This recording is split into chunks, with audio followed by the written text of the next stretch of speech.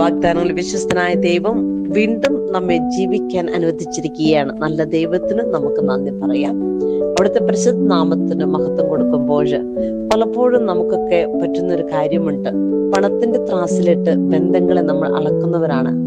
പക്ഷെ ദൈവം നമ്മളെ പഠിപ്പിക്കുന്ന ഒരു കാര്യമുണ്ട്. സ്നേഹത്തിന്റെ ചങ്ങല കൊണ്ട് ഹൃദയത്തോട് ചേർത്ത് പിടിച്ച് നാം ബന്ധങ്ങളെ കാത്തു സൂക്ഷിക്കണമെന്ന്. കാരണം യോഹന്നാൻ എഴുതിയ സുവിശേഷത്തിൽ 3-ാം അധ്യായത്തിൽ 16-ാം തിരുവചനം നമ്മളെ പഠിപ്പിക്കുന്ന കാര്യമുണ്ട്.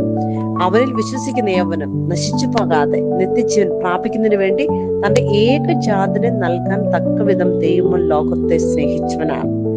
കാരണം തന്നിൽ വിശ്വസിക്കുന്നതിന് നിത്യജീവൻ ഉണ്ടാകേണ്ടതിന് ദൈവമായ കർത്താവ് ഈശോയെ നമുക്ക് തന്നിരിക്കുകയാണ്. ആ പുത്രനെ ലോകത്തിലേക്ക് അയച്ചത് ശിക്ഷയ്ക്ക് വിധിക്കാനല്ല, മറിച്ച് അവൻ വഴി ലോകം രക്ഷ പ്രാപിക്കാനാണ്. ഇതുപോലെ ദൈവം നമ്മളിൽ നിന്ന് ആഗ്രഹിക്കുന്നത് മറ്റുള്ളവരുടെ രക്ഷയാണ്. നമുക്ക് ആവുന്ന രീതിയിൽ നന്മ കൊണ്ട് ലോകത്തെ കീഴടക്കണം. മനുഷ്യ ബന്ധങ്ങളെ നമുക്ക് കീഴടക്കണം. അതിനുള്ള അനുഗ്രഹത്തിനായിട്ട് നമുക്കിന്ന് പ്രാർത്ഥിക്കാം.